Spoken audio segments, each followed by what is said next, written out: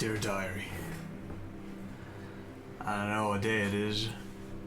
It's been 5 days since I looked myself in my room, and inspiration struck on that fateful morning, and I opened an Excel spreadsheet and I started going.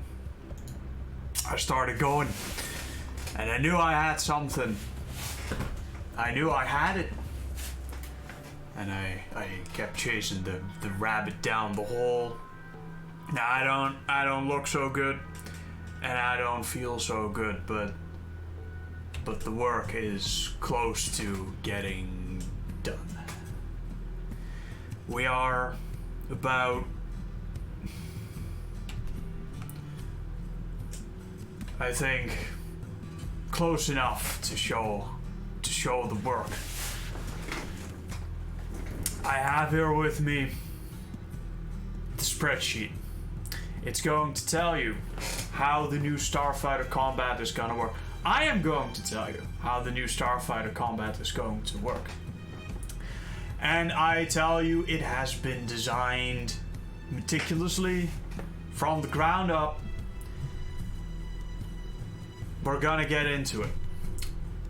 Over the last few releases, for the folks back in YouTube land, you may know, Starfighter combat has been simplified severely in order to facilitate more frames per second. Now,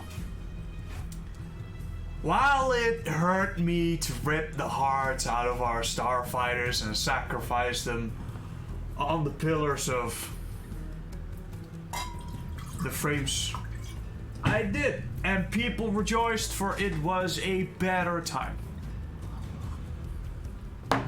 The mod ran better. Many people came and they told me about the frames. Remake now has the best frames.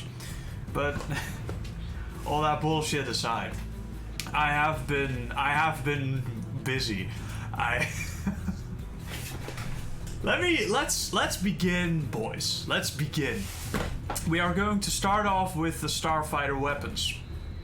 I have my spreadsheet here, and we're slowly going to scroll up, and I'll explain a little bit about the design philosophy behind every weapon, projectile, missile, torpedo, ion cannon, and the ships, and the attributes, which is the part I'm most excited about.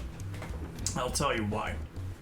When we get there, first, you need to understand a few things. First of all, we are now having armors on our starfighters. Some starfighters like TIE fighters, TIE interceptors, or A-wings, they're lightly armored. Okay, they take lots of damage from even weapons that don't penetrate a whole lot of armor. We have medium armor, which takes a little bit less damage from light weaponry. It's pretty good. It's kind of the standard. And then there's heavy armor, which is very good at just tanking the lowly light lasers and all those little... There's 3 armor types now on starfighters. That's what you have to understand the weapons. We're going to get into the weapons, and we're going to start with the simplest you've ever seen. It is the simple light laser. Okay. Now, a light laser is what you find on a TIE fighter. It's the small pew-pew, you know, small laser cannon, does not take up a lot of space. You can put it everywhere. Doesn't have a huge amount of power output. But it is what it is, and it's pretty good at what it does, which is good damage output for size and power-wise. That's what it does. You'd ideally have some heavier, but it does the job. It does 5 damage to light armor. It does 4 damage to medium armor. As you can see, medium armor isn't that much more effective at reducing light laser fire. Be far more effective at other things. Don't worry about it. And then heavy armor. Heavy armor, like you got Y-wings, you got skip rays, you got sentinels, you got gunships. Heavy shit takes far less damage. This is to encourage units with light lasers, such as the TIE fighter, to have to wail, to have to really fight against these. Now, this is a system with elongated dogfights.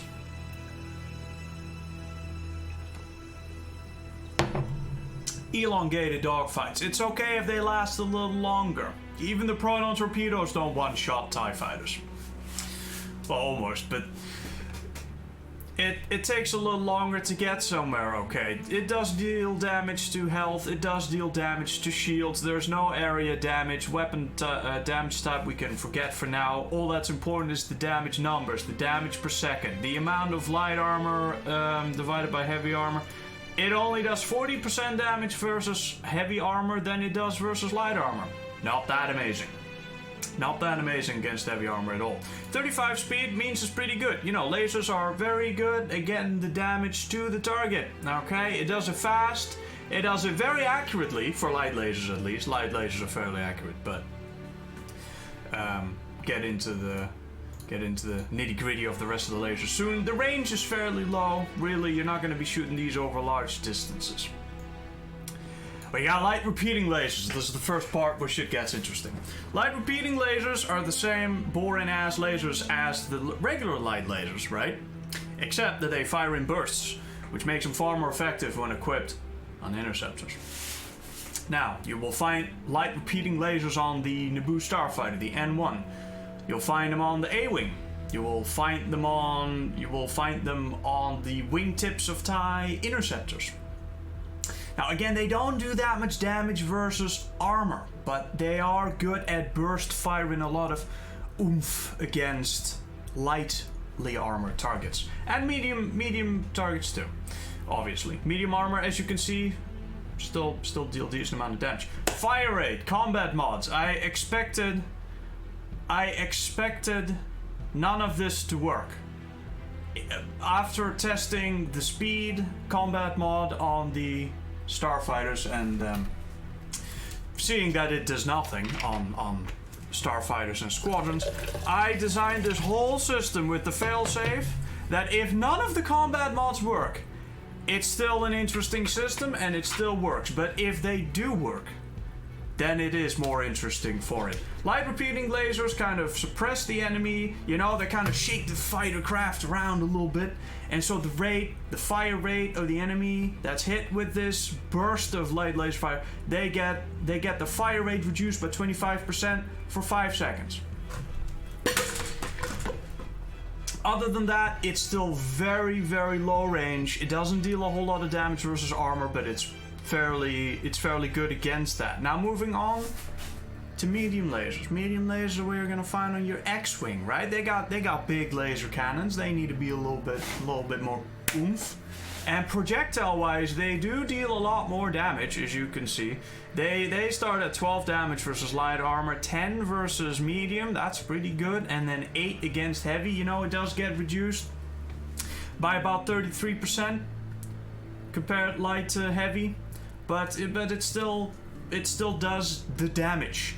The important part to keep in mind is that not only do they have a greater fire range, but they are less accurate and they fire slower. As you can see, only about 1 shot per 2 seconds, which set the DPS, if you manage to hit everything, straight up to not that much greater than a light laser. Medium lasers not that much better versus light lasers, unless you discount or unless you're looking at, say, the fire range and the damage versus heavy armor, which is kind of what you expect it to be.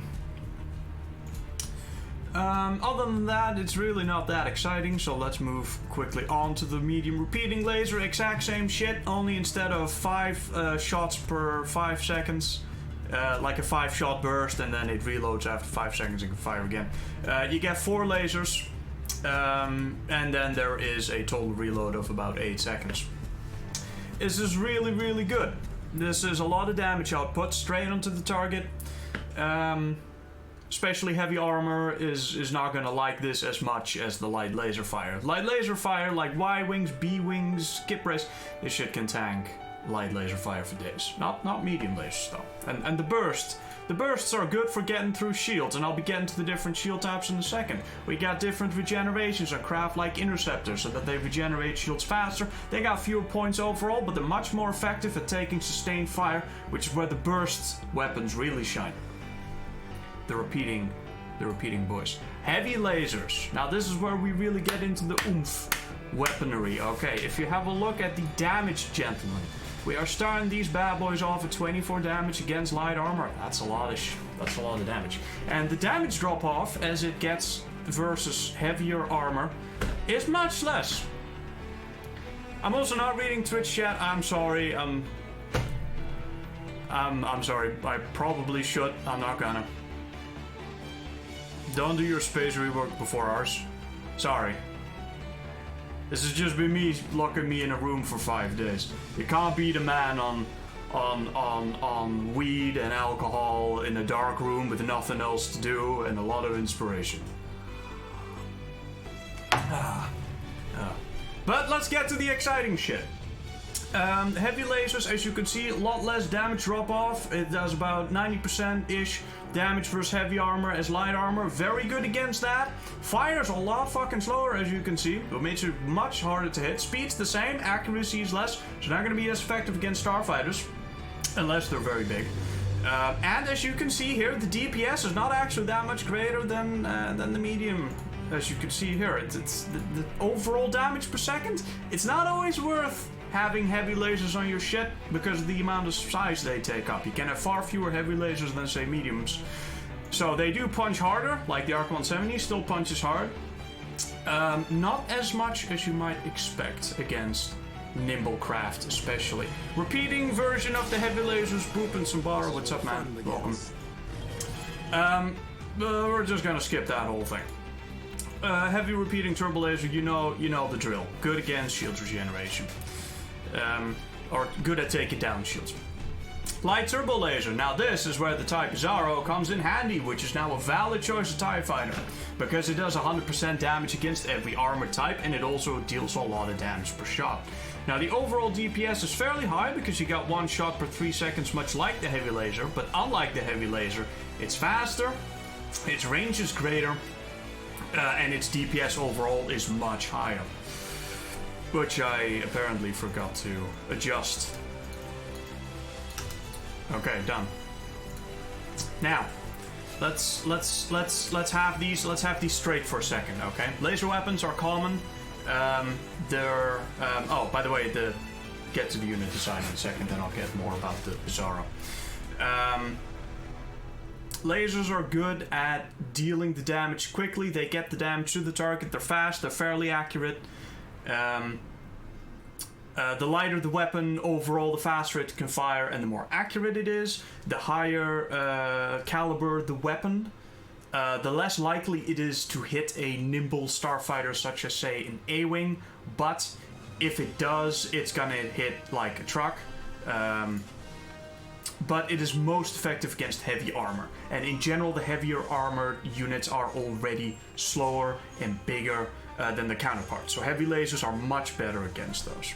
Now we get on to the missiles. Now I've been talking for... No, actually we don't get to the missiles. We get to ion cannons. We got ion cannons. There's only one gradation. They deal like 30 damage a shot. They fire once every 2 seconds. They deal a lot of damage. And they reduce fire rate by 50% for 8 seconds if they actually hit the target. Which is to get around using the ion stun. I'd like to slow down enemy starfighters if I hit them with an ion cannon, but guess what? This fucking game won't let me, so fuck this game. We're gonna use fire rate instead. If that doesn't work, I'll use the ion stun. Again, I have not tested if any of these combat mods actually work on starfighters. Do they only apply to starfighter-based weapons? Do they only apply to hardpoints? Do they even apply to hardpoints? Not a fucking clue. Just Empire at War things. All I know is that the speed one doesn't work.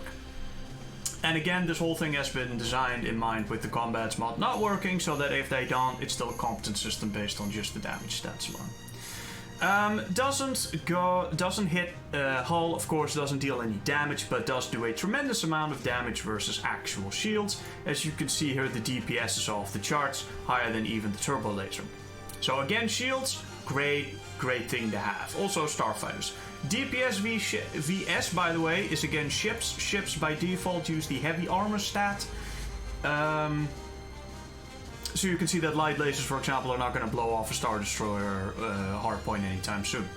Ion cannons, though, very effective against ship shields, of course. Shields, by the way, there are kind of two types, but they do not have a different armor type. Shields take full damage, always, at all times, which means light weaponry is overall the most effective against shields. Heavy weapons do not necessarily get as much of a boost against shields. But there's other ways around it, and that leads us into the missile section. Now, we got 7 different missiles that I've set up. They're all unique. I wanted to design them with not having redundant ammunition in mind.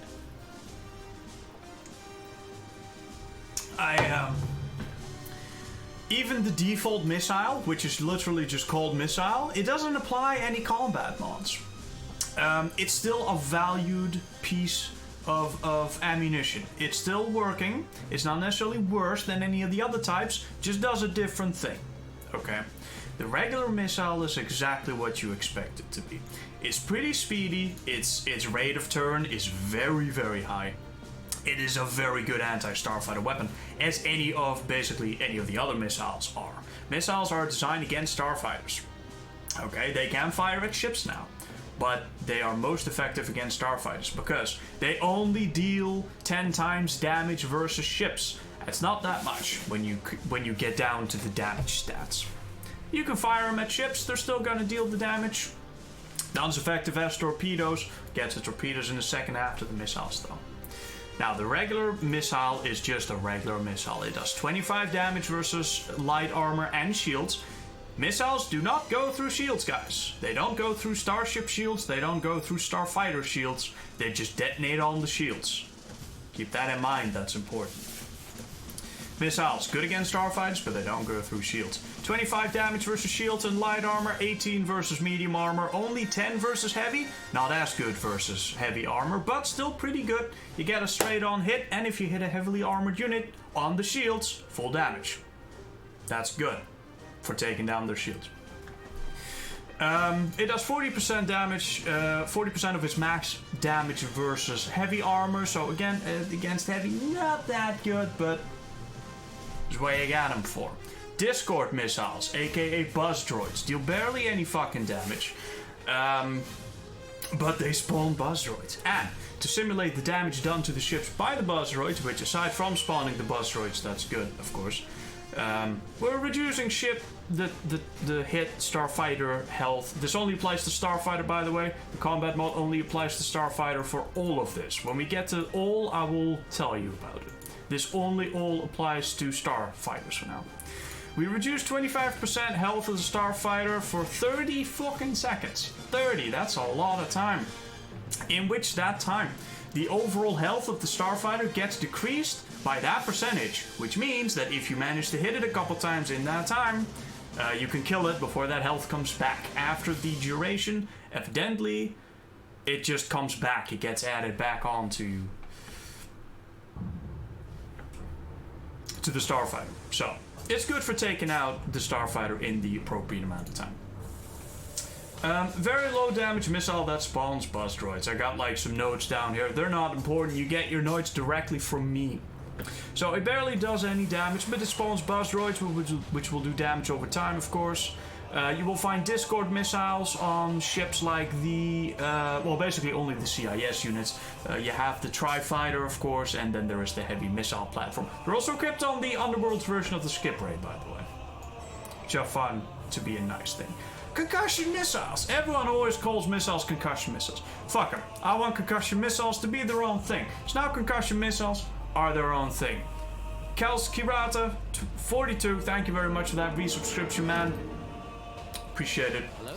I'm not asking questions from chat right now. I'll quickly read over this one though for you, of course. So we're removing shield penetration. No, we're not. Only on missiles. I'll get to that too in a second. We're gonna get to everything, boys. I just need some time to get there. Concussion missiles, they're different. They look different, they sound different, they smell different. Their damage is slightly less than that of the regular missile, as you can see. It's basically the same penetration stats though. Not that good versus armor. Good against lightly armored targets, and good against shields, of course, even if it hits on heavy even if it hits on heavily armored units on the shields.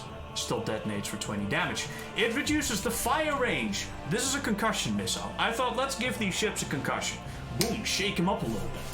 We're going to reduce the fire rate by 85% for 5 seconds, which basically prevents them from firing, hopefully. Because, you know, they just got hit by a concussion missile. Big boom, shock and awe. Gotta get the starfighter back into position, aim at the enemy, and then fire again. So for 5 seconds, you take the target out of the fight. Or at least you take their firepower out of the fight. Important distinction. They have fairly decent range. Missiles in general fire further than lasers, unless you look at the heavy lasers and the turbos. But missiles in general are great against starfighters, also for their fire range. Reload is fairly low, 15 seconds for basically all of it for now. So, you fire them once, it's kind of a burst fire thing. You'll see how this works on the starfighters when we get to the starfighters themselves. For now, it's important to know the weapons. Ion pulse missiles. Ion pulse missiles are now actually just straight on stuff you put on the starfighters, really. They do 40 damage against shields, which is pretty decent, as you can see. It's about the same as a ion cannon, you know, 33% more, but they deal it in an area damage, and they reduce 100% shield points for 15 seconds, which means anything hit by an ion pulse missile, any starfighter hit by an ion pulse missile, I should say that, will have no more shields for 15 seconds. So, draw your conclusions from that. It's expensive, it's powerful, and it is only equipped on expensive ass starfighters. Really, you're not gonna put this on a shitty starfighter because they're way too expensive for that. But they're really good. They're really good. Lead us into the slightly more boring version. But trust me, it still does the job very well, actually. It does the job very well. Armor-piercing missile doesn't sound very exciting, but again, it's might be a little bit more so. If you look at the damage, light armor, it's exactly the same as the concussion missile, but the damage drop-off is far, far less. These things just specialize in just ramming straight through the target's armor. They're very good at that. Damage versus ships is also quite significant, actually. Aside from the ion pulse missile, which deals 400 damage to a ship as well, which is pretty good, an AP missile actually does 180, which is the highest out of any of these, discounting the ion pulse, which of course only damages shields. So the armor-piercing missile can actually also be used against starships in a fairly effective way. Of course, they don't go through shields, so first you have to take down the enemy's shields, but they're also pretty good at that because they are fairly high damage, of course. Now, to simulate the damage on the enemy ship that this thing leaves behind, we're reducing their fire range by 33% for 15 seconds. That may change, but it's right in around the place where I want it. So, again, reload is 15 seconds. It's really a burst fire thing, gentlemen. You get the enemy in your sights, you fire off your missiles, and then there is a long reload time. So yeah, armor-piercing missiles are fairly effective against heavy armor specifically, obviously. They're not as good versus light armor as the regular missile, which is important to note, because the regular missile, as I said, it should just be a viable ammunition choice. 25 damage versus light armor versus 20. So, oh, got on a hit there. High explosive missile. Now, this one deals pretty good damage against light armor specifically, and it has a very high explosive range, which means that this thing is really good at clearing out shitty, lightly armored, preferably non-shielded targets like the TIE Fighter or the Basilisk Wardrobe. Really, really good at just dealing a lot of oomph damage. Very bad against heavy armor. It won't do shit. It won't do shit. Because of the blast, we are basically putting the same debuff as the concussion missile onto the heavy explosive missile, except instead of it lasting for 5 seconds, it only lasts for 3 seconds, which is much less valuable. But still, I feel like the shock should do something for you there. Fire range is really nothing to write home about. It's fairly high range.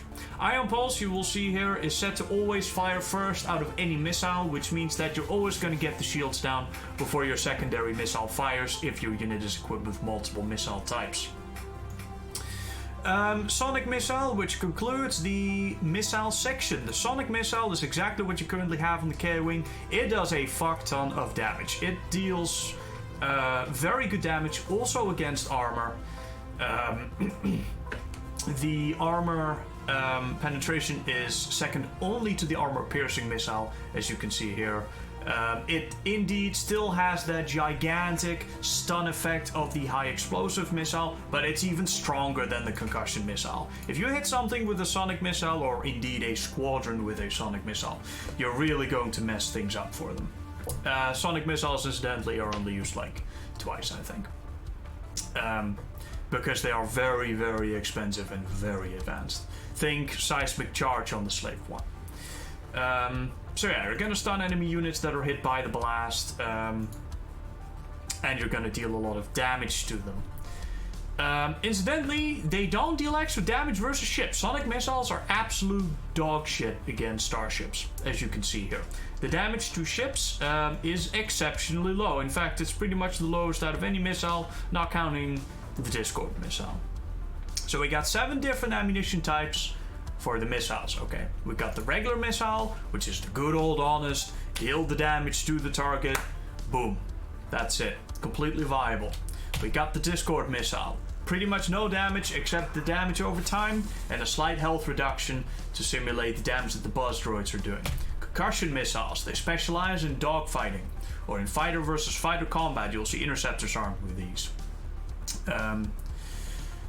They stop the enemy unit from firing for a short duration, making them easier for the interceptors to mop up and giving them a little bit of valuable time to recharge their shields, which interceptor shield some will go over when we get to the units. Good versus specifically taking out starfighters. So good for, it's just good missiles versus starfighters. Ion Pulse missiles blast the shields out of any target and then keeps them down for 15 seconds. Very powerful. Very advanced.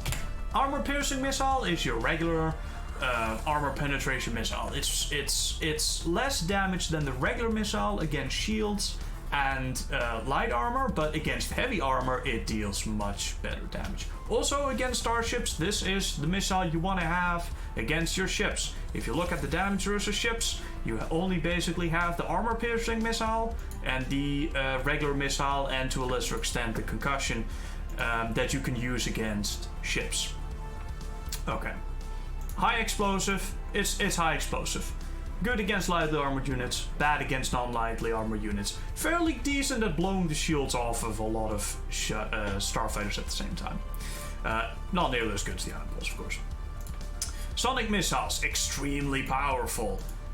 Oh yeah, I forgot the most funny thing about the sonic missiles. They go through shields. Get fucked, TIE fighters. This concludes our missile section. As you can see, we have several different missile types for different jobs. They all take a long time to reload.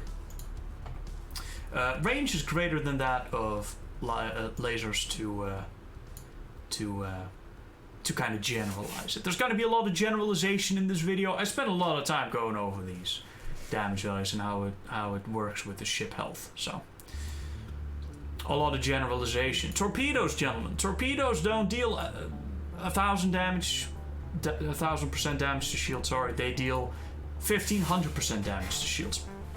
I calculated this so that in general, ships equipped with torpedoes will roughly deal the same damage to old fighters. And in case we need some special, I got some special. We got the regular proton torpedo. Proton torpedoes go through shields, guys. They go right through. They don't care. I don't give a fuck. They just deal the damage. They're also fairly good at armor piercing damage, which means that you now have a projectile that's both armor piercing and it goes through shields. That's very, very powerful. And it can fire at starships, guys. These things can now fire at starships again. Missiles can fire at ships again.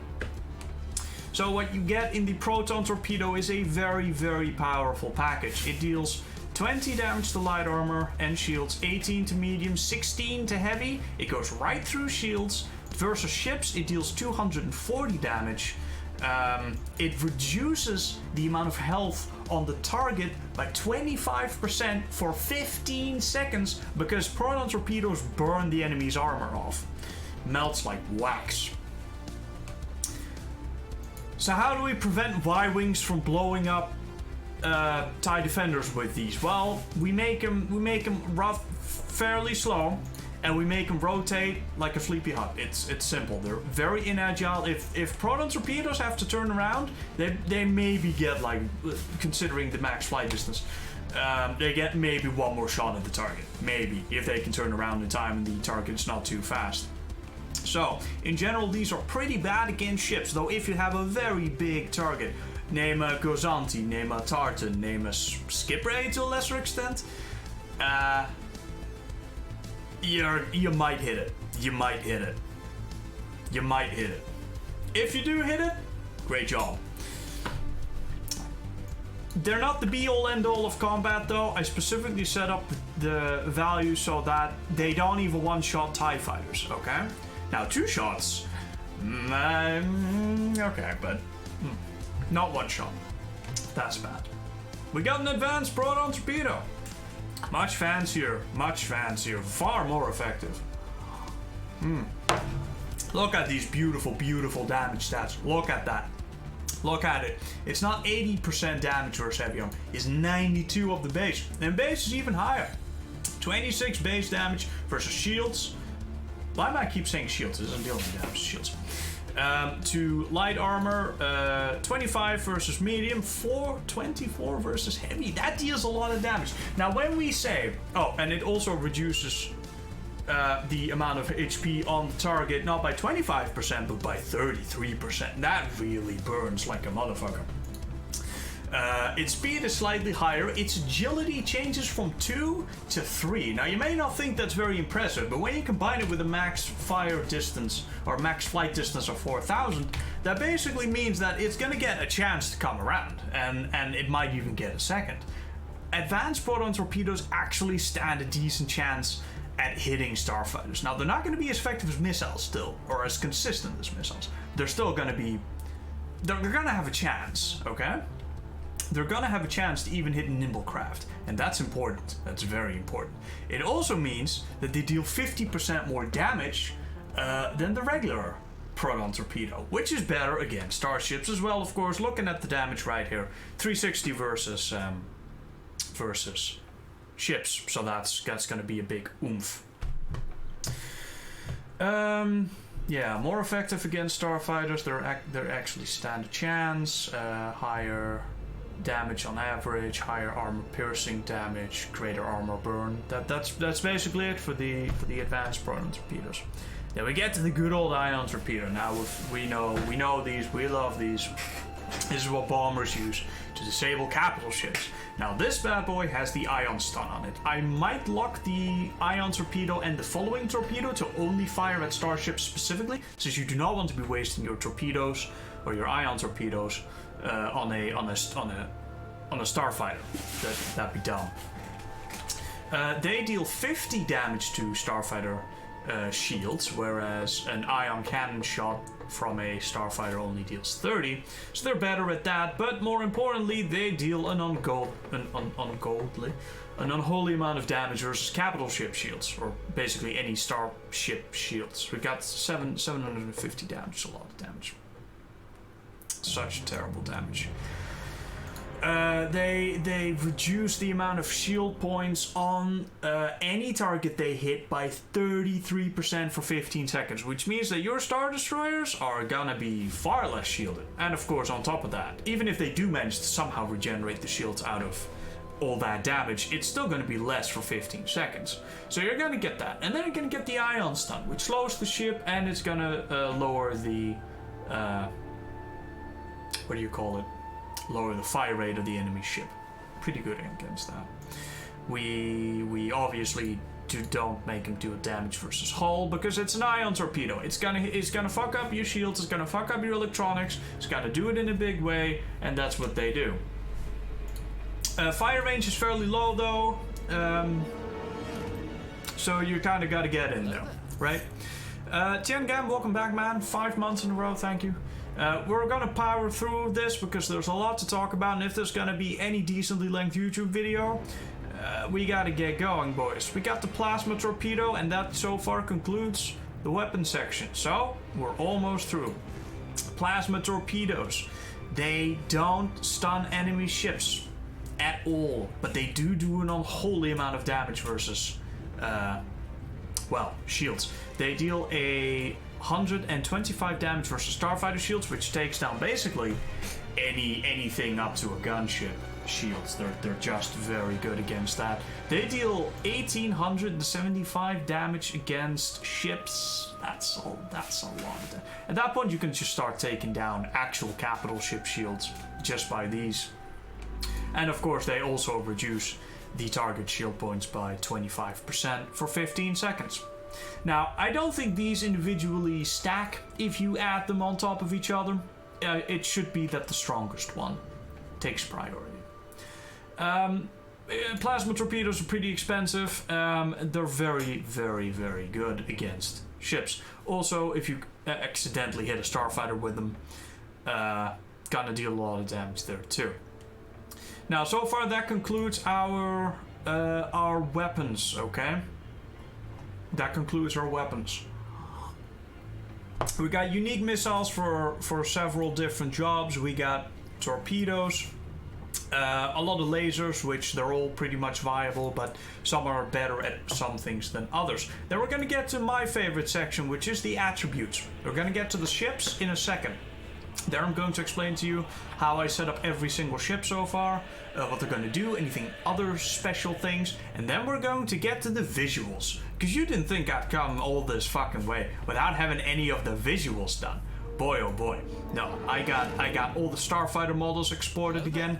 I have the where do I have that shit?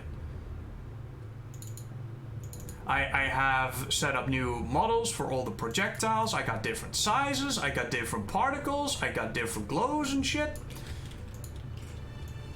I got different sizes. You got your light laser on your TIE fighter, which is fairly small. You got your medium lasers, which by the way, talk about that later. We got medium laser cannons, which are these. Then we got the heavy laser cannons. They all vary in size. Flash is different. I gave the ion cannons a new sexy texture. Look at that shit. Doesn't that just look fancy? Also, the Black Sun and the Empire now both get access to a different version of the skip ray.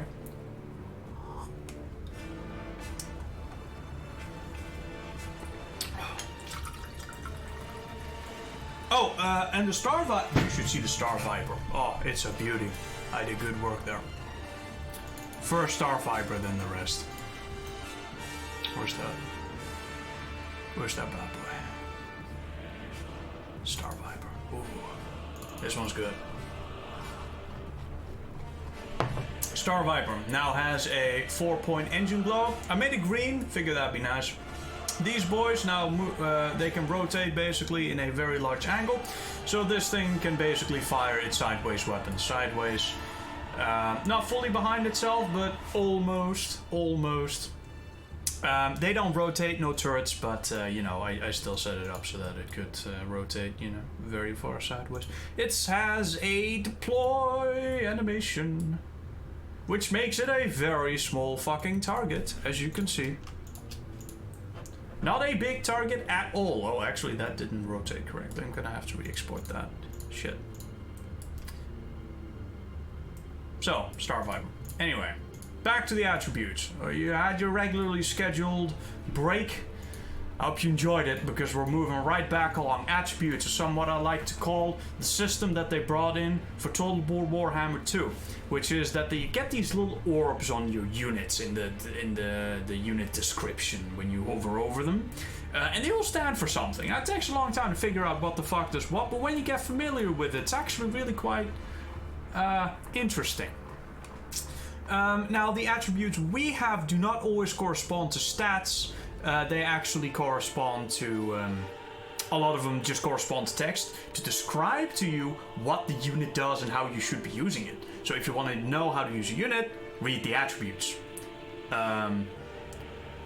Also, these attributes are just going to be the words on the starfighters. On the galactic map, we're going to have a dummy somewhere that you can hover over and you can read what all the attributes do. But in combat, we cannot stuff all this shit in the starfighter descriptions, so you're only getting the overview, you're only getting the words, the actual descriptions of what the fuck any of it is. You can find that on the galactic map if you're interested. At any time, you can find that. But not in combat on the starfighter descriptions, because that's too much shit. Now, you got very simple shit like weak. This unit's individually not very good. This is what's going to be put on the starfighters, for example, the Sith starfighter, the TIE fighter, V-wing perhaps, along with maybe overwhelming these units excel in large numbers. Commonly available, this is the skip right now. Multiple factions can use this unit. The Z95, the V-wing, you name it. Neutrally buildable shit gets commonly available. Burst fire. This unit fires a powerful volley with a high reload time. These sorts of things. Small target. These unit, such a small target is hard to hit. Multi-roll. These units can perform multiple rolls in combat. This sort of shit is useful for the player to know. So I'm just going to put the words like multi-roll, comma, small target, comma, burst fire, comma, that sort of stuff.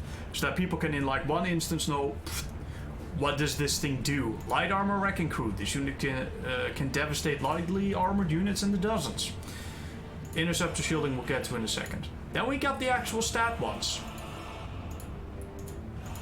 This has been running for fucking how long now? God damn. You know what? Give me my madness song again.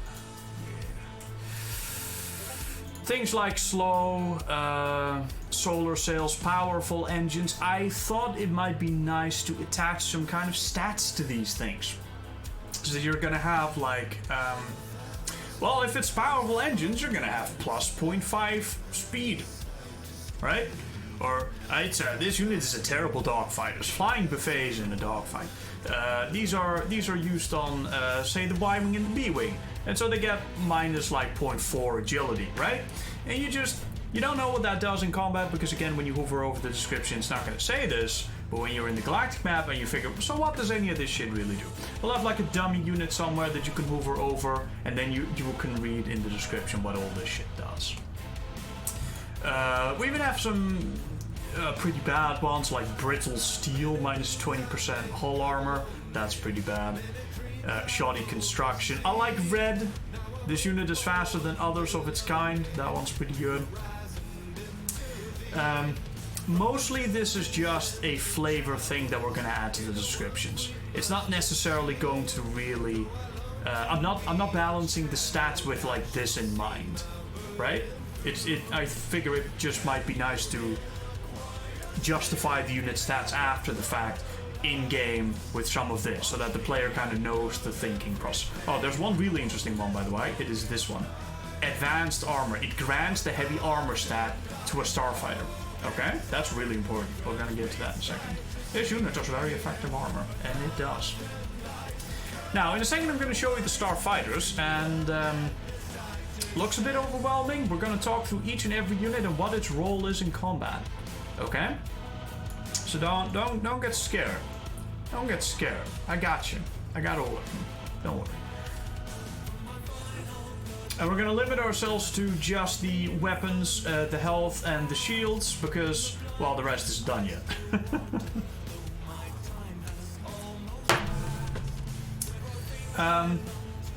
The TIE fighter. You're gonna get 9 per squadron, maybe even 12. The TIE fighters are not shielded. They are fairly lightly armored. They count as light armor. They have 23 HP, which, think back to the weapons for a second. That means that they don't instantly die to a single proton torpedo hit. That's important.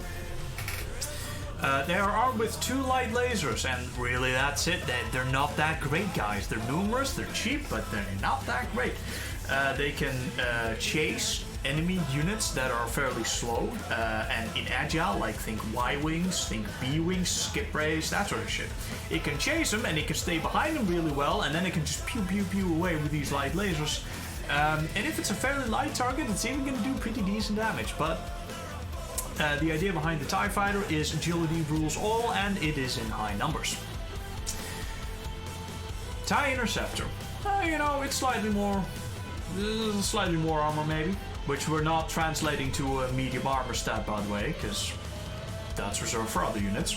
We're just going to increase the HP slightly. Okay, 30 health now. Of course, they have the wingtip blasters. I did not translate the wingtip blasters to a one per muzzle thing. I just figured that 2 light repeating lasers might be better. Light repeating lasers means it suppresses enemy starfighters by reducing their fire rate in combat, which is obviously an advantage for an interceptor to have. Basically, think light repeating lasers are pretty good for interceptors. Not only because of that debuff, but also because it's able to fire a burst of lasers to quickly take down the enemy shields as soon as it actually has it in their sights. Now, 8 per squadron, pretty decent. Moving on to the Royal TIE Interceptor.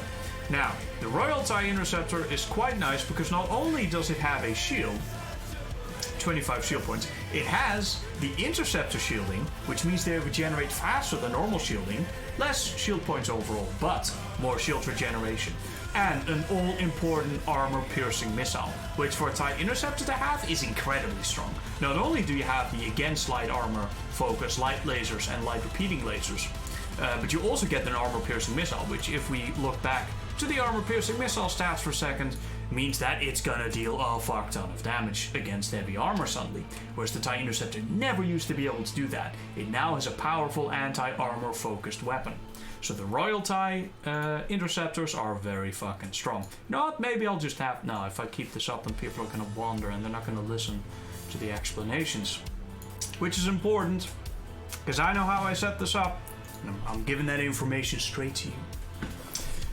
40 shield, or 40 HP, it's got 10 more HP, 33% than the regular TIE Interceptor. The Royals are going to replace the Elites. They're gonna be buildable, but in low numbers they're gonna be expensive. There's more of them in a squadron, they got shields. Perhaps this is the time to get into the Interceptor shielding. Okay, let's do that. So, Interceptor shielding is very simple. We have...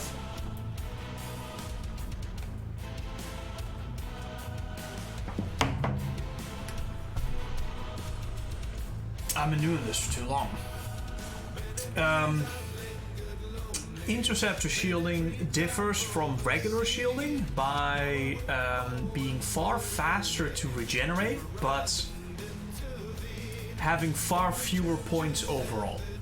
Specifically, they are meant for dogfighting. Interceptor shields are very good at taking sustained damage for a very long period of time because they regenerate so quickly, but they're very weak against burst fire. If they get hit with like 2 missiles or something, like 1 missile and the shields go down, another missile and you're starting to hit the hull badly. But if it's like a couple of lasers every now and then against, say, maybe some A-wings, or maybe it's engaging something else and it's taking some miscellaneous damage, it's going to regenerate that very quickly because they regenerate 4.5 shield points per second compared to regular shielding's 3 points per second. That's substantial. That's 1.5. That's 50% more. And it warrants the lower shields because it allows you to put more stronger dogfight-oriented shields in a smaller starfighter. That's what they're for. And they're pretty good at it. So, Interceptor shields, way faster to regenerate, but fewer points overall. Weak against burst fire, very effective against taking sustained fire for over longer periods of time. Now, TIE Phantom. We know and we love the TIE Phantom, okay? I specifically love the TIE Phantom because it's such an underused unit. I thought let's give it normal shields, okay? 30 shield points for a starfighter is pretty good, and then 3 shield points per second regeneration. That's pretty standard for a ship that size. You'll notice that the Interceptor is 25, and you think, well, that's not that much less. No, that's because the Royal TIE Interceptors just have very strong Interceptor shields. Normally it's only like 20 points. These are 25, which doesn't sound like a big difference, but when you got that kind of regen, it's a big difference, trust me. 30 shield points. It takes 10 seconds for the shields to fully regenerate, compared to the 5.5 for the Royal Interceptor. 35 hull points. Medium armor, because it is a fairly sizable title, so it looks a lot more sturdy in my opinion. So we're getting about into the armored roster for the Empire. 3 medium lasers. 3. That's pretty good. X-Wing has 4. 3 medium lasers and 3 light repeating lasers. That's really good burst damage. Better if the medium lasers were burst fire, but I decided not to go that route. I think this is wiser. I don't want everything to burst fire. So, TIE Phantom, with its cloak, comes out a cloak, fires a powerful burst at enemy starfighters, cloaks again, flies away. Or, decloaks, hits enemy starfighters with a burst, and stays and does a dogfight. It can do that. Its TIE is going to be fairly maneuverable. It's got the shields, it's got the HP, it's got the weapons. It can do it. It's just going to be expensive with the cloak, but you can do it. Next on, the TIE Hunter. This is the boy you would like to be hunting starfighters with. Interceptor shielding, 18 points, 6 per squadron, 4.5 shield points per second regen. As I said, interceptor shielding, 4 seconds for full regeneration. You know, this thing get hit by a missile, shield's gone. Wait 4.5 seconds, shield's back. Wonderful. Get hit by a couple laser cannons, no problem, man. It'll regenerate in just a second. And remember, in dogfights, you're not going to be taking damage at every second. It's not going to be a constant stream of just... Maybe unless you're facing an enemy with a whole lot of weapons that are also turreted, but in general, that's not going to happen. So it's got the time to regen its shields. 38 HP. 2 ion cannons, good against shields, very good against shields. 2 medium lasers, pretty good. And a torpedo launcher. Now, a single proton torpedo,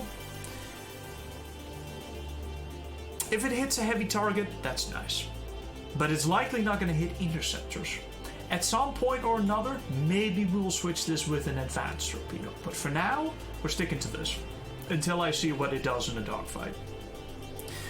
The proton torpedoes right now are the biggest oomph on if it is or is not going to get changed later down the line. Torpedoes, they're very powerful, especially the advanced ones. And there's one dilemma that I will get to when we get there about the advanced torpedoes. But that will come along when the time comes. For now, we're just going to continue. Oh, by the way, the Royal Interceptors also have the advanced armor stat. So now, that 40 armor, or that 40 HP, is suddenly in heavy armor. Again, get fucked anything that tries to engage them. TIE Defender. The TIE Defender is a lot of work. The TIE Defender is a lot of work. Not only do they have excellent shields and excellent armor, they also have the advanced armor stat, making this higher tier unit more sturdy still. The heavy or the advanced armor stat is one of those things that I can give a starfighter that doesn't really look like it has a lot of armor. It doesn't really look very heavily armored, like a TIE Defender. But because it's kind of an advanced design, it's a higher tier starfighter, it should be more sturdy, especially against lighter weaponry. So you can give it the advanced armor stat to kind of cheat the system and to go from medium armor or light to heavy. That's what's done on the Defender. It's also what's done on the Royal Interceptor. So it has naturally fairly decent hull, hit points and shield points, and it has slightly higher than average shield regeneration. So far, this is the only unit that has this. It's only 1/6, but it's pretty good. It's pretty good. You get 6 per squadron. It takes 13 seconds to fully regenerate the 45 shields. Again, these are not interceptor shields. These are just regular starfighter shields, just slightly stronger than normal. Both in regeneration and in shield points. Very sturdy in general. We are equipped with 2 ion cannons, 2 medium lasers, which replaced the chin cannons. As you can see, there has been a replacement from the weaker chin cannons to the stronger chin cannons over on the Phantom, the Hunter, and the Defender. Okay, keep that in mind for a second. It's gonna make him better. I actually had it over here. It makes him better against heavily armored targets. So when we have some TIEs that really want to do some damage, we can simply switch the light lasers to the heavier ones, or the medium ones, I suppose. There's no TIE fighter with like heavy laser cannons on the chin. That'd be completely fucking stupid. Only the ARC 170 has those. So yeah, it has one advanced proton torpedo, which very good against ships, pretty good against units, and one armor-piercing missile. Now this is a very heavily anti-armor focused ordnance layout, right? Loadout. It's very good against armor, obviously. It's got a bit of anti-everything, really. I thought multi-role fighter, so let's give it some heavy AP stats. It can handle starfighters, it can handle bigger targets, you know, ships. It can still deal good damage. Yeah, that's all to say. Remember for a second that the proton torpedoes have been set up so that one proton torpedo now is the damage of 2 proton torpedoes previously. Okay, it's important to keep in mind. 1 torpedo now is 2 torpedoes in the past system. Defender elite. Okay. Bit more health, 7 in a squadron, same loadout for now. Haven't thought of anything fancy.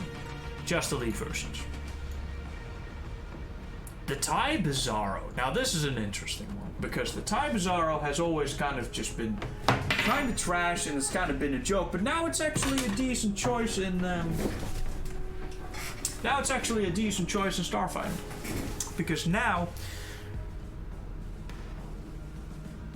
while it still has the HP of a normal TIE fighter and it has got just the same amount as starfighters in it, instead of these shitty light lasers that are pretty bad against heavy armor, this thing now hits like a truck with a turbo laser.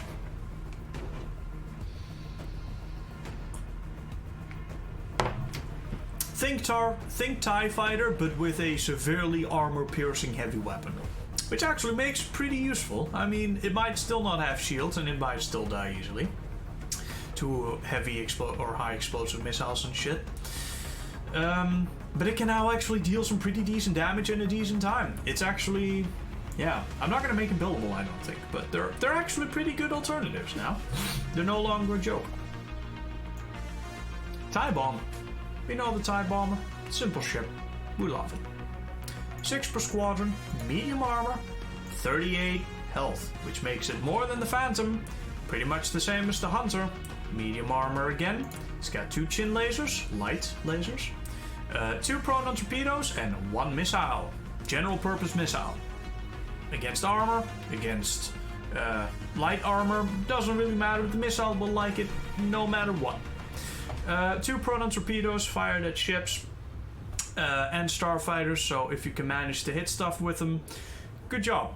If not, well, it'll hit starships. Much better. TIE Interdictor. 6 per squadron, 35 shield points, regular shielding, 12 seconds till full recharge, medium armor, 50 health, some sort of advanced countermeasure system that I haven't figured out yet because I haven't gotten there yet. I've been doing a lot of work, guys. Cut me some slack. The first day I did this, I was literally staring at this spreadsheet in white theme because I hadn't figured out how to change the theme in Excel yet for 14 hours. I actually did it. I had the inspiration struck as well as the motivation, looked at it for 14 hours. I got pretty much all the weapon stats down in that one first day. And I did like 14 hours worth of damage calculations too for, but what if it deals this against heavy armor? Isn't that just gonna shoot all this unit out of the sky all the time? And then rebalance it and stuff. Interdictor, heavy damage. It has the same chin lasers as the bomber. It fires 4 torpedoes instead of 2. It has 2 heavy or high explosive missiles, 1 AP missile, and an ion pulse. This thing deals damage, lots of damage. You get this thing lined up against an enemy squadron, even then it's gonna deal some damage. It's not even necessarily a bad bomber unit against starfighters, because while it's not that heavily shielded or that heavily armored, it's just got so much firepower that it can just blast them out of the sky in one hit. If your first volley does not hit, you have a problem. The missiles will hit, the torpedoes will not. But that's still going to deal a lot of good damage. So if you got a couple of them, they can still deal with starfighters. But woe be to you if it doesn't happen in like one go, because then you got to run them away, and they're too inagile for that. So when you get these boys into combat, they're committed. They're committed. You got the damage to be able to hold off a little bit, if it's not too much. If it is not enough to do it in one volley, you're fucked. You got a problem. Because these 15-second reload missiles, they're not going to get off cooldown fast enough for you to fire a second volley before the enemy fighters will have torn you to shreds. That's the idea. But it does have a little bit of shielding, you know. Can't have your super heavy unit be non-shielded. Scimitar. I like the Scimitar. Scimitar assault bomber. It's not called a TIE because it only has one ion engine. I always thought that was horseshit. 6 fighters. They're gonna be a smaller target than the Interceptor, of course. Or the Interdictor, of course. But they still have an equal amount of launchers. They have like 16 launchers in total. Right now, I set them up as the exact same unit to the Interdictor, which makes them very, very powerful. Probably too powerful. Now, I have not quite figured out what to do with that yet, though. I don't know. I don't know. It has an unholy amount of launchers. That's all I know, and this is a pretty effective combination of weaponry. So that's what I have it set as a loadout with. We might make it better at bombing capital ships by giving it more torpedoes and fewer missiles, but right now it's basically a little bit of everything. Okay, it's pretty fast, fairly agile. It's pretty heavily shielded and armored. Actually, it doesn't have the heavy armor stat, but it does have a lot of HP. It's very sturdy. It's also bigger than you think. Looking at it compared to other units, which is why it has a high health stat. It's got decent survivability and it has a lot of firepower. Right now, they're purely better than the Interdictor. Now, you know that I don't like that. There's currently no downside to the Scimitar over the Interdictor, especially because the Interdictor is such a bigger target to hit. So I still gotta look at that. Don't know what to do with that, but I'll figure something out. Skip Ray! Some of you may be surprised to find this in the list. The Skip Ray is now available to the Empire. It's something I've wanted to do for a long time, but this finally gave me an excuse to do it, so here we go. Heavy armor, 70 hit points, 65 shields? Yikes. Takes a long time to recharge because they still got the same amount of shield regen, which makes them pretty much slower to recharge than any other starfighter around so far. But I don't think it's going to impact its sturdiness too much. Very big target to hit, as you know. This is the kind of unit a proton torpedo could hit. So this is why the base health stat is this high, okay? In addition to that, you got 2 ion cannons, you got 2 light repeating lasers, which are turreted, they can fire everywhere. 2 proton torpedoes, 1 ion torpedo, an armor-piercing missile against any ship, any like starfighters that might encounter. Skip Ray's got a lot, and that's without mentioning the countermeasures or the. Where's the Skip Ray not green? Fuck you. Fuck you. Green health pools, by the way, are indicative of astromech repairs. Some ships are equipped with astromech droids, which will passively repair one hit point per second. So it's not that much, but it's nice outside of combat to patch your ship up. So yeah, skip ray, it self-repairs, it's got 70 HP, it can take several torpedo shots, a lot of missile shots, and just in general a lot of punishment. You only get 4 per squadron, but they're pretty good. Some of you may now think, but gee, if 1 torpedo is 2 torpedoes in the past, isn't this a huge nerf for the skip ray? Where's all my torpedo launchers? I used to launch like 8 of them and now I only fire 2?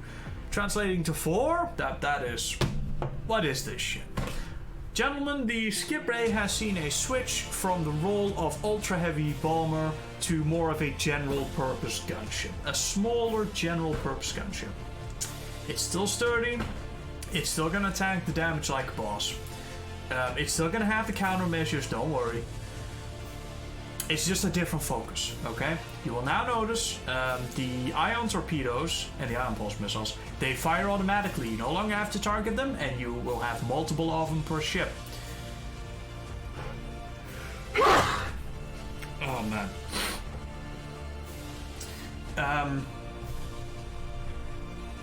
And it has an AP missile, which is better than a regular missile against heavily armored starfighters. So...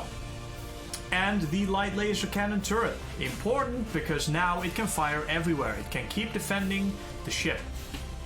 Well, don't go too far too fast. The Lambda. Now we all know the Lambda. It's one of my favorite looking units in Star Wars. It's just so elegant. I love it.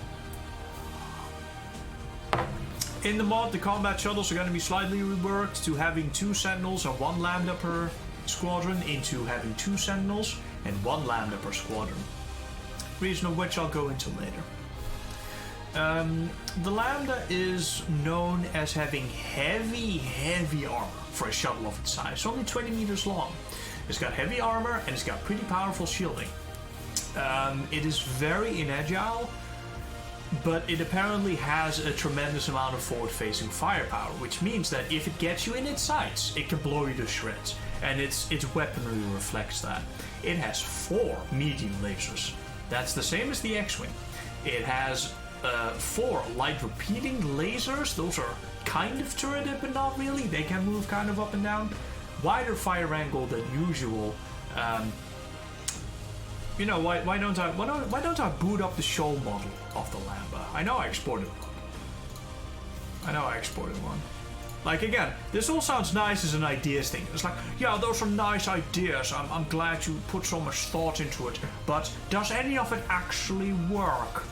It's like, well, yes, I already have all the models exported. Code-wise and balance-wise, does it work? That's where we have our boys, the beta testers, who we will be calling the banners for shortly when this is coded in. Which won't take as long as you might think.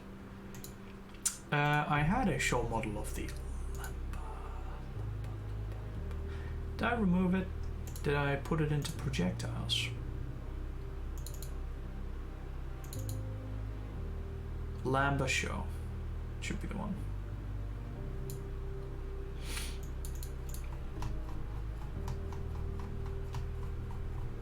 It's nice to have a visual break every now and then between all the spreadsheets. So we have the light laser cannons, which are these bad boys with the turrets downstairs. These rotate up and down in a fairly light angle. They're not going to fire behind the ship, but they're going to be much more capable of firing at targets than the heavy lasers, which are forward fixed, or the medium lasers, sorry. These are medium lasers, these are the light lasers. It has 1 turret in the back, because who doesn't like tail guns? They're good at keeping your ship safe from pesky interceptors. And what better to fight interceptors than light repeating lasers?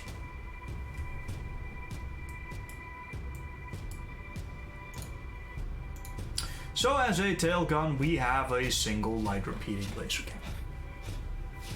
And that concludes the Lambda. Very sturdy, not very maneuverable, heavy damage in the front, tail gun in the back, heavy armor.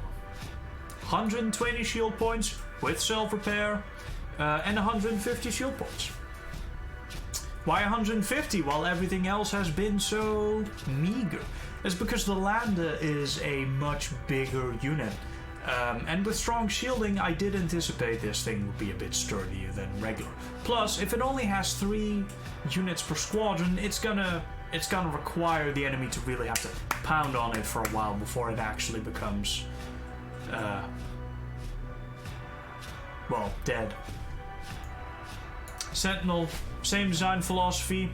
The Empire, apparently, I read up on all this shit on Wikipedia. Apparently, the Empire just has heavily armored shuttles and transports, okay? That's just the way of it. That's going to be the Empire's identity. Have very sturdy, heavily armed, bigger units. We have a couple. We have the Sentinel, we have the Gozanti, and we have the Tartan. I'll get to them in a second. The Sentinel has the same amount of shields. It regenerates 5 shield points per second because it has more shield points to begin with. Simple. It's not going to be that much more effective than regular Starfighter shielding. It's just that with more points, you gotta regenerate them a little bit faster. Simple. Otherwise, it's going to take like 50 seconds for these shields to recharge, and that would be bullshit. 30 seconds for full recharge on both the Lambda and the Sentinel shields. 155 hit points because the Sentinel is a lot bigger. It has an ion cannon turreted, which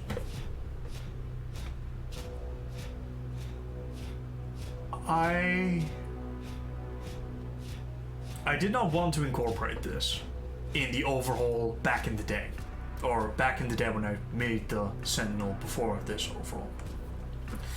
But this overhaul gave me a chance to redesign everything from the ground up exactly how I wanted it to be. With all the weapons in mind and everything like in one go. So that's what I did. So it's now got a turreted ion cannon. It has 2 medium lasers, not 4, just 2. The same amount of light repeating lasers, which still means it's gonna do a heck of a lot of damage. The same rear turret because it has a rear gun and a single missile that it fires. General purpose missile. Gozanti. The Gozanti is bigger, I believe.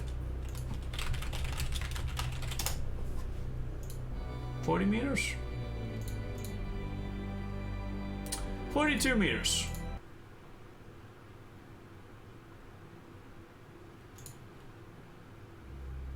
Better idea. That one.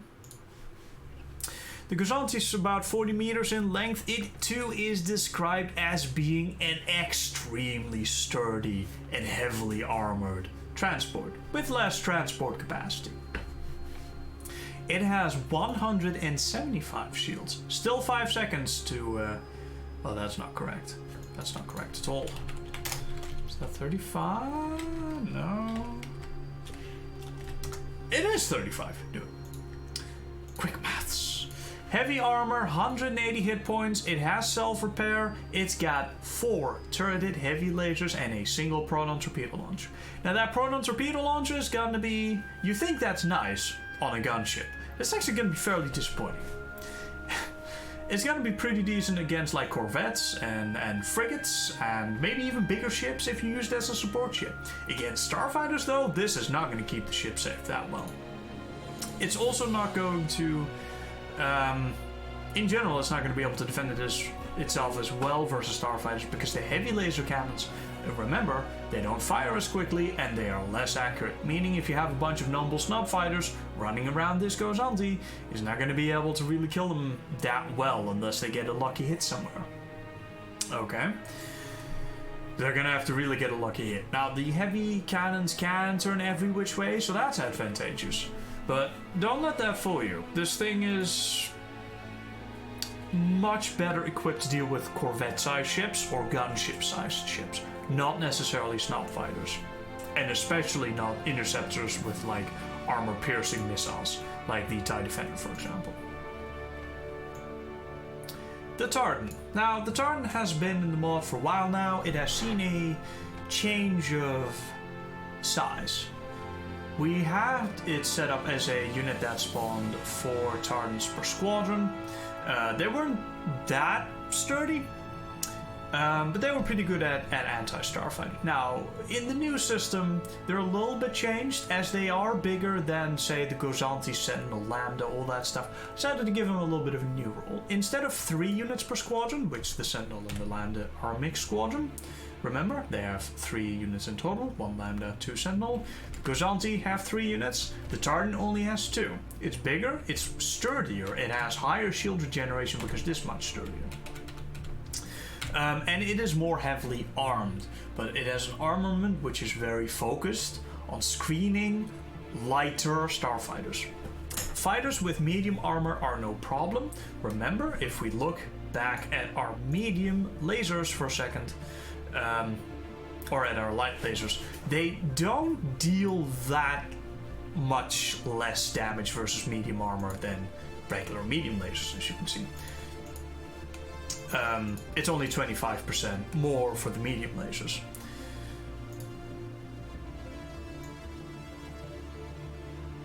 So, the 8 light repeating lasers, which are turreted, they have wide fire arcs on the Tartan, are most effective versus things like TIE fighters, lightly armored stuff. They're also going to be pretty decent at shooting medium armor down, which against the Rebellion is specifically important because the Rebellion pretty much only uses medium armored or heavy armored starfighters. So the Tartan is, while the Gozanti is more of a anti-ship focused or an anti-big unit focused ship with heavy weapons dedicated to that, the Tartan is a little sturdier and it is more of a anti-starfighter unit. That was the thinking. Alright. 5, what? I read chat. I made the mistake of reading chat, so I got off my... Let me read a little bit of chat. Before I continue with the rest. There's not that much left, guys. We're almost done. We're almost done. Let me actually finish doing this first and then read chat, because the video is getting a little long for YouTube. We're getting to the Rebellion. Now, the Rebellion's very first starfighter is the X-Wing. The X-Wing has an astromech which repairs its 35 shield points. It's got medium armor, 30 shield points. It's pretty good. It's got 4 medium lasers and a single proton torpedo. It's fairly multi-role. I actually set up the roles or the attributes for the Breville ships. It is multi-role. It is a dogfighter. It's pretty good at that. And it has an armor-piercing weapon, which I like to note down as the armor-piercing stat. There is a secondary version of the armor-piercing stat, which is to indicate more powerful weaponry. It's called Heavily Armed, and it is used on the B-Wing, which we'll get to shortly. After the X-Wing, we have the E-Wing. Now, the E-Wing has slightly less HP because it is a smaller unit, but it is equipped with advanced armor, so it's got the heavy armor stat. It's got slightly more shields, and it only has 3 medium lasers and a single torpedo launcher. Kinda better, but not by that much, really. It also has expert dogfighter, by the way, so it'll get a bit more agility. U-Wing. U-Wing is going to be kind of a support unit. I don't want the U-Wing to be a straight-up combat unit, despite the fact that it's lasers. It does have 2 medium lasers that are forward-facing. It also has a ion cannon, or should that be a heavy laser? No. No, that won't do.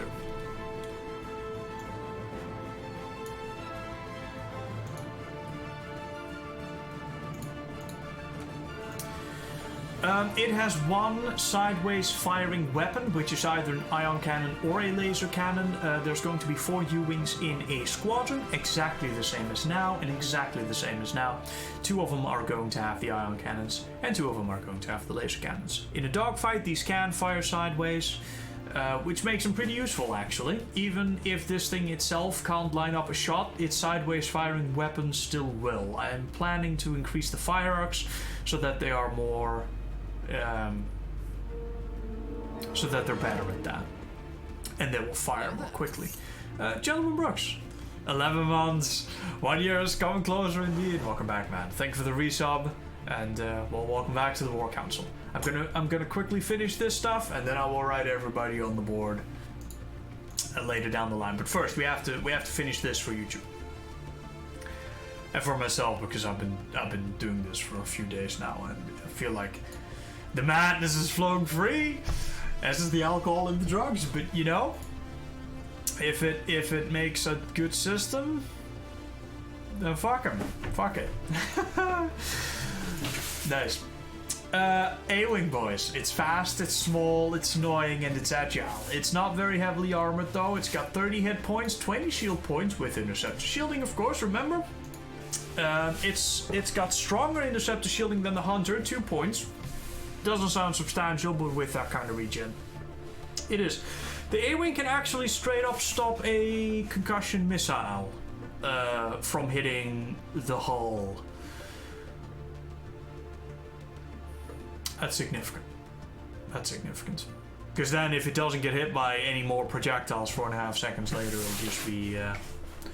or 4.4 seconds later, it'll be full shield again. And the A-Wing is going to have some form of countermeasures. Now, I haven't figured out the abilities yet, and I'm toying around with the idea of, just like how Farseer set up his basilisk, I'm going to give my interceptors some sort of movement animation. And mine are going to consist of them just moving slightly off-center when they're moving or when they're turning. So that when they're turning left and right, like in a dogfight, the point that the missile targets on the unit is not going to center in the starfighter anymore, making it way easier for missiles, and more importantly torpedoes, to miss the fucking target when it's banking. I haven't implemented that yet. I want to wait with that until the whole thing is done. It'll also look nicer. And I think I'm going to call that evasive maneuvers or something. I don't know. I'm only going to put it on very small craft that are like highly susceptible to that shit. TIE Defender is going to be one of them. Hunter will be one of them. Despite the fact that the Hunter and the Defender are hardly small targets. But they deserve it because they're advanced engines. The A-Wing is going to be the most troll thing ever. It's kind of like slightly... I'm going to just move the fighter for the animation just like slightly off-center so that any missile or torpedo just... you know, depending on the angle, might miss the target. It's called evasive maneuvers, not invulnerability. It shouldn't miss them all the time. So yeah, A-Wing, it's got swiveled light laser cannons, fire every which direction, up and down, backwards. I figured that'd be nice. Very good interceptors, light repeating lasers, remember, better against high shield regeneration, because they do burst fire, of course, and they fire a single concussion missile, which is better at dogfighting than a general purpose missile. Because it slows down the enemy fire, allowing your shields to regenerate faster. That's the idea, see? It all kind of works together, somewhat. A-Wing Elite, basically the same thing right now, except with more health. I'll come up with some more interesting, but I'm not done yet. The Y-Wing. It's got a lot of health. It's got a lot of armor, heavy armor. It's got a lot of shields. It's big, sturdy. It's also a big unit. It's a terrible dogfighter. It's a large unit. It's got a lot of HP. It doesn't have a lot of maneuverability. If this thing keeps getting hit, it will go down. We have one single ion cannon. I know there's 2 of them on the turret, but oh wait, I didn't set those up as turret. Should those be set up as turret? Yeah, why not? Little turret never killed anyone, hey? It should be behind the... No, that should be there. What am I doing? This one should be there. It's got 2 medium lasers in the front, which means that up front it can still hit fairly hard. 2 proton torpedoes launched per volley, and a single ion torpedo against capital ships. Heavy assault craft, pretty good. Does a lot of damage to ships, obviously. It's exactly what you want out of the Y-Wing. But it's not complete trash against fighters. It can, if it lines up a shot, blast one out of the sky with the heavy lasers. Or the medium lasers. It can, at least, if it keeps them trained in the sights for a while, but not in like one go. If it manages to get like a lucky like double torpedo hit on something, that's very nice. But the idea is that does not happen. And the problem is compounded with the next craft, and then I will get back to that advanced proton torpedo dilemma I told you about earlier. B-Wing boys. 65 shields, heavy armor, 55 hull. No repair, but 3 ion. Shut the fuck up. RTX voice. 3 ion cannons, 1 heavy laser, 1 light laser, 2 advanced proton torpedoes, ion torpedo times 1. It's got a lot of firepower. I wanted to switch the B-Wing from being just a straight up heavy bomber bitch to doing something that can actually also hit starfighters hard, or at least gunships. So we equipped it with heavy torpedoes, an ion torpedo against capital ships because it obviously still needs to be effective. Ion cannons are kind of effective against whatever the fuck it manages to hit, so heavy laser, light laser, it's kind of a jack of all trades. It's got a lot of stuff, it's gonna do a lot of damage. But it brings us to the problem. I thought advanced torpedoes, gee, you just told me. Weren't they supposed to be better against starfighters because they have a higher rate of turn? It's like, well, yes, really. But don't they also deal like 24 damage directly through shields? Well, yeah. But don't they also reduce the target's base health by like 33%? Yeah. So what the fuck is stopping a B-Wing from blowing a TIE Defender out of the sky in a single volley? Well, I don't know. That's the problem. I can't tell you. I haven't thought that out yet. It might be the evasive maneuver animations I plan to set up. It might be that I'm going to use a sort of dodge stat, same as that Warhammer for example uses. They don't do units that kind of like move around to dodge missiles or whatever the fuck, catapult shots. No, they give you a flat out like 30% missile damage reduction rate on the unit. Now, I think that's artificial, and I think it's very fake, but Empire at War can do it. And that's important. I don't know if the animations are going to work out, but this will work out. So I could just do it that way. But then, why don't I give them non-advanced proton torpedoes? It's because advanced proton torpedoes deal 50% more damage to starships. I can deal more damage with fewer torpedoes, really. And while I could just set this thing up to fire 4 protons the same way as the interdictor or the scimitar, the B-Wing doesn't necessarily strike me as a craft that just blurts out a bunch of torpedoes the way we had it set up. I think this is more elegant and it's going to work better. It's also going to emphasize its role as a assault craft, more so than a heavy bomber, over, for example, the Y-Wing, which also has 2 torpedoes that it fires. These ones do fire 2 torpedoes, but these have a chance of hitting starfighters. So how are we going to balance it against heavy craft like the Defender, which two advanced torpedoes will blow up a TIE Defender? Again, I'm still working on that. Might be that, might be countermeasures, might be missile shield, might be flares, might be whatever the fuck.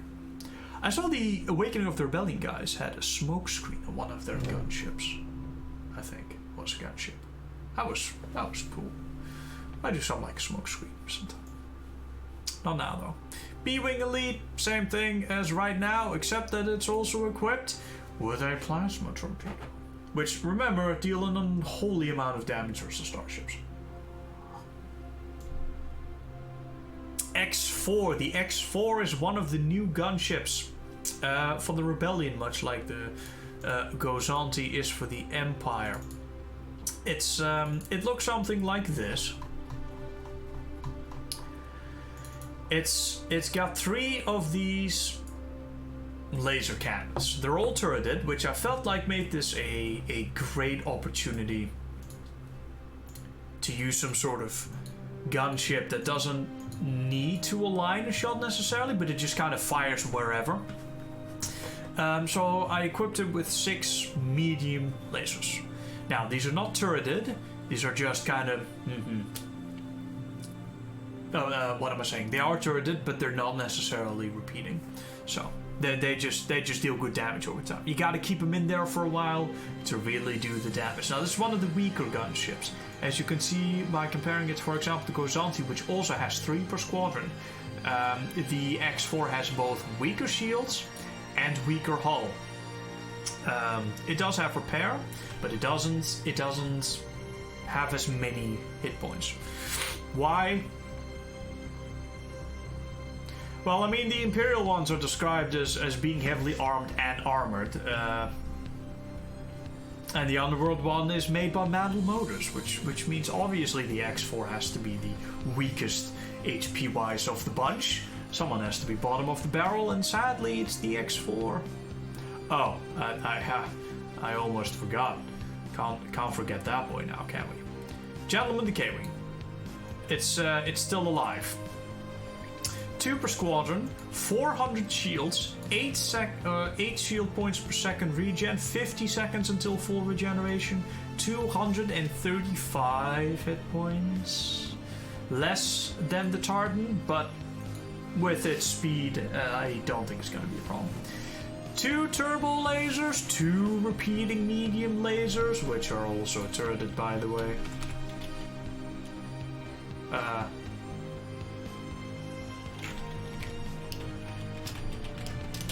6 proton torpedo launchers, 2 ion torpedoes, 2 plasma torpedoes, 6 missiles, 2 sonic missiles. K-Wing remains the K-Wing. That's the only unit that has pretty much remained completely unchanged throughout all of this. Dogfighter, powerful engines, heavily armed, very large unit. Heavily armed is the improved version of armor piercing.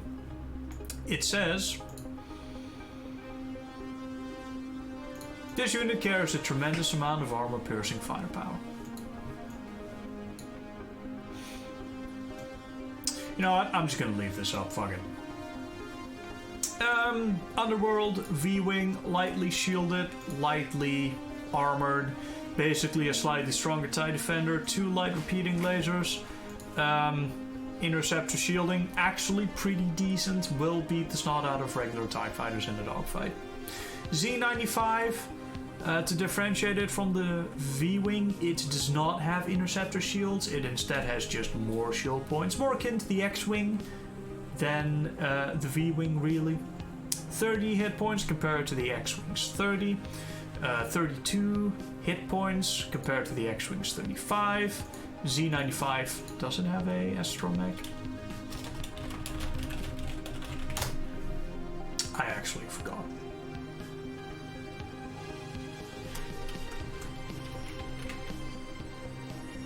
Oh, well, guess what? I am so sorry. No, astromech. Well, that's a pity. Well, I mean, the Underworld roster had too many astromechs to begin with. Z95, 2 medium lasers, 1 concussion missile launch is pretty decent in a dogfight, but overall you'd probably rather have an X-Wing. They're also cheaper though. Torpedo bomber version, which fires a single proton torpedo, which translates, remember, to 2 proton torpedoes in the past, which means they deal exactly the same amount of damage. The Starfighter for the pirates. The Black Sun has used this heavy fighter for a while now in the mod. They're armed with 4 medium lasers and 1 general purpose missile. They also have heavy armor, an incredible amount of shield points and hit points. They're not as agile, they're very sturdy. The idea here is basically the same as that they have been for a while now. Very sturdy and not particularly special in any other way. They're also very big targets, by the way, so they're easy to hit. Arc 175, you know him, you love him. 35 shield points, regular shield regen, medium armor, 42 hit points, more so than the X-Wing. Heavy repeating lasers times 2. These are going to deal pretty decent damage against starships. A single proton torpedo and 2 light laser cannons, which are turned from the back. Arc 175 basically has 2 mass drivers. You might miss those in the weapon thing. It's because I haven't really set up the mass drivers yet. currently only used on the Arc 175 though, so that should be okay. Let's get through the rest quickly. We got the skip ray, which is basically the exact same skip ray as the Empire uses, except instead of the armor piercing missile, it now uses a Discord missile, which fires buzz droids. I could go with a different loadout. There are two versions of the skip ray. One of them is armed with fewer ion cannons and more torpedoes. The other one is armed with 3 ion cannons and fewer torpedoes. It's really quite that simple. I wanted to change at some point the skip ray of the Underworld to the torpedo variant, which fires obviously more torpedoes. But after thinking for a while, given the fact how that pretty much no Underworld units use the ion cannons, it seems to me it's a little dumb that the Black Sun would really replace the Empire's ion cannon with their own torpedoes. Because let's be honest, they don't have any other ion supporting weaponry. So maybe they would value that more than the extra torpedo firepower. So that's why I haven't done that. In the future, maybe the 2 ion cannons will be replaced with 2 additional torpedoes. Turbo Sailor, I lied, the X-Wing, or the K-Wing is not the only one that is pretty much the same. The Turbo Sailor is pretty much exactly the same as it used to be. Crate gunship is new. I had a model for this, but it doesn't really look like a crate. It kind of looks like a crate, but also not really. It's a ship from Star Wars Galaxies. I think it's the wrong ship class, though.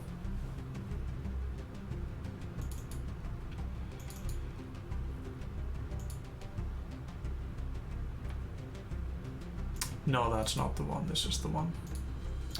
In Star Wars Galaxies, there were 2 kinds of heavy hot fighters that resembled the crate gunship. There's this one, and then there's the actual crate gunship. I think this is the other version, because it just doesn't quite look like the images from the game. So we're probably gonna have to find a new crate gunship model. Idea behind the crate gunship is it is a Mandel Motors product, which means it's heavily armored and shielded. It's got 2 forward-facing ion cannons, 2 forward-facing heavy lasers, 2 heavy explosive, yeah.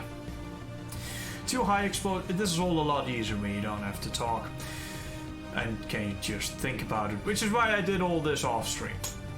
It's got 2 high explosive missiles and 2 armor-piercing missiles, making it shred basically any target, really. Any single squadron this thing goes against, it'll likely beat. There's only 2 of them in a squadron though, so keep in mind it's in that sense it's not that great. It's one of those 2 per squadron type things, like the Tartan for the Empire and the K-Wing for the Rebellion. It's not as heavily armored as say the K-Wing, of course, but you know, it's gonna do the job, hopefully. A couple more trashy things. We got the Vulture droid, no shields, even fewer hit points than the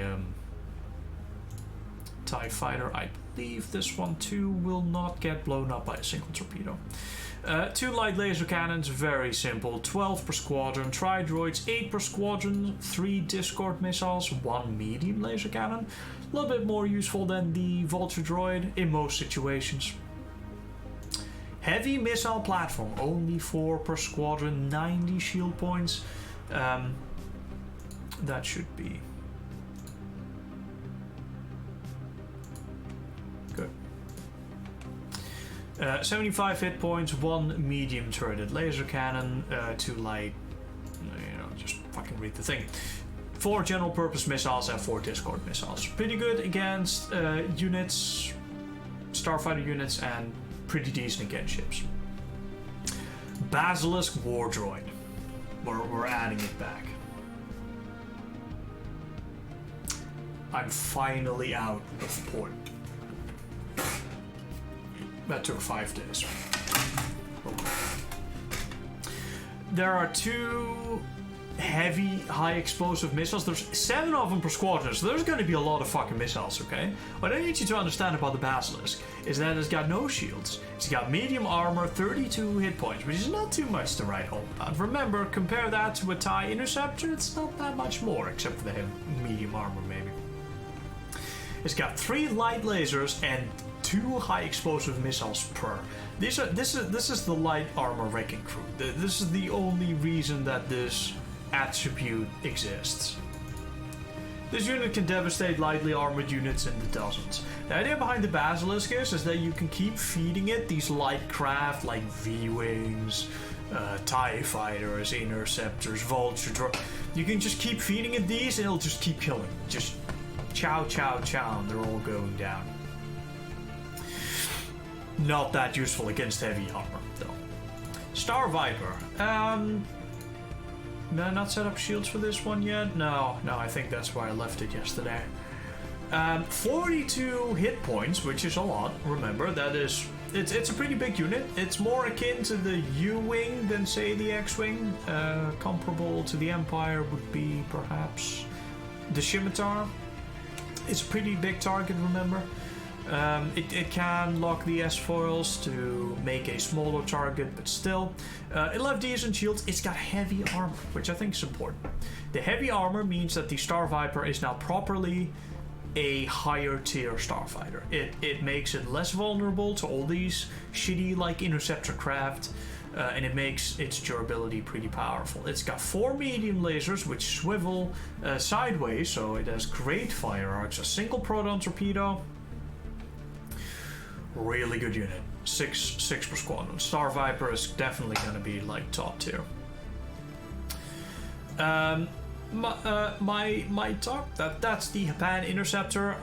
The one with solar sails. I equipped it with light armor, 2 medium lasers, and 2 light lasers.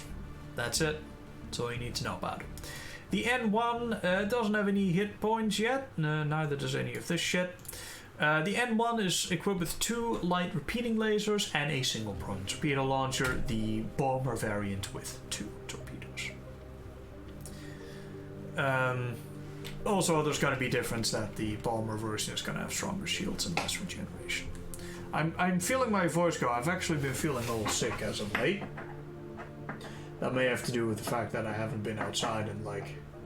Well, I have technically been outside. I've been in my room a lot thinking these things through. Now, I like doing this thing every now and then. My mind is one that loves obsession over single things, and there's nothing I like obsessing so much about as game design. And I've been really doing that as of late. Also in 3ds Max exporting shit, testing stuff and such. Oh, I didn't even show you the new... we'll get to that in a second, actually. Sith Starfighter is shit. Aurak, shit. Sheila, slightly less shit. Let's get on to the missiles. So we have unique particles and projectiles for every single thing, basically. The plasma torpedo is not shown here. It's because it's still the same particle as it was before. It still looks exactly the same, and I just didn't make a proxy for it, really. We have the regular proton torpedo. Okay, the regular proton torpedo. I don't think this is going to show properly. No, it's not. Okay. Well, the proton torpedo now has a very faint smoke trail. It doesn't show it properly here, but I guarantee you it's the case. Advanced proton torpedo is basically the same particle as the regular one, except that it has a blue trail. It will be distinguishable from the normal torpedo via the blue trail. It's important to me that each of these are uniquely distinguishable, and they all have a different trail, which I'm already done with. I already set up the models, the particles, so that you can differentiate between them in combat, so that you know what's flying around the place.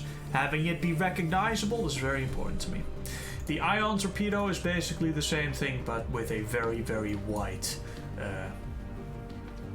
trail, or a head, really. Let's call it that. It also has the smoke. Right. Some of the missiles have glowies to them. Now, that basically doesn't really mean much, except for the fact that, well, that the head glows in addition to the trail. You're probably not going to see it unless you zoom in on it. We have the regular concussion missile. It has a yellow kind of trail. It has regular smoke. It's just a regular missile, really. Then we have the Discord missile. The Discord missile is the exact same as it is right now. It's got the blue CIS trail. It looks exactly like the Tri-Fighter one. It's got more particles per second, so it looks slightly better. In general, this is just going to be that blue missile with the heavy trail that you know from Battlefront. Concussion missile is now green.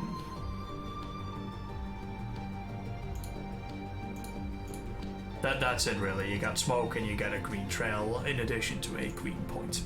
That's it. It's not much that much special. The Ion Pulse Torpedo, the one that deals a lot of ion damage and disables Starfighter shields in a radius for 15 seconds for 100%. It looks the same as it was. It's basically kind of a bluish thing. It doesn't show that well over here, but you'll just have to trust me that it's gonna look different in game. Armor piercing, very red. I like the red on that bad boy. The reason I like the red is that it indicates that it's a very strong missile. Out of all of these individually, not counting the sonic missile, because we don't count the sonic missile, it is the strongest missile out of the bunch for general purpose stuff. Now, when I say general purpose, I mean also against starships. The armor piercing missile is what you can realistically use against ships, as well as heavily armored targets like Y-wings, B-wings, that sort of stuff, which is why it's red.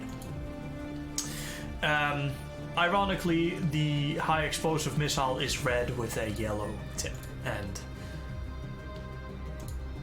a yellow trail and a sparky. Sparks fly from the exhaust of this one to make it extra clear that there's a bunch of high explosive missiles heading your way. I want that to be 100% clear in game, which is why it has this effect. It's also the only one with that sparkly shit. Then you got the sonic missile, which looks exactly the same as it does right now. It should be fairly easy to distinguish these. You might need to spend a little bit of time like memorizing them, but they're each color coded. It shouldn't be that difficult. See them a couple times and you'll know which one is which.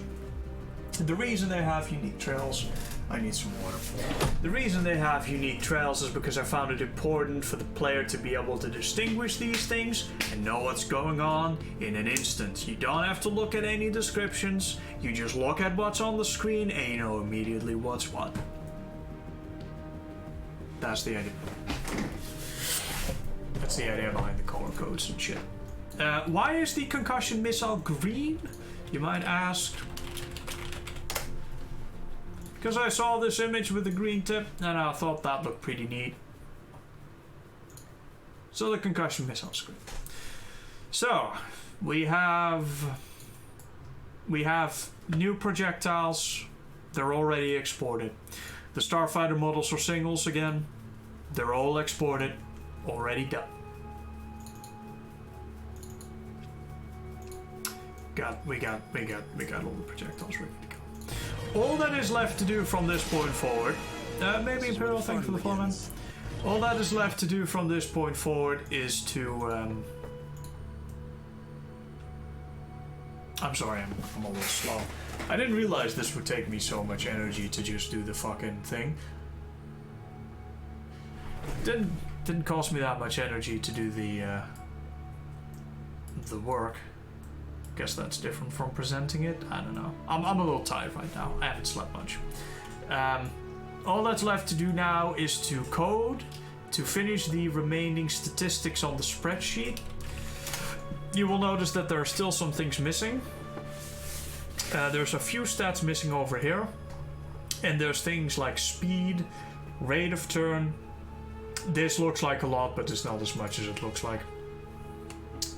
Speed, rate of turn, acceleration, strafe distance, squadron error tolerance, that sort of stuff. Also build cost and build time and such, but that will flow naturally from all of this. And abilities. Abilities are important because abilities will let us do things like countermeasures or ECM systems or stuff like that. Stuff like that. Smoke screens.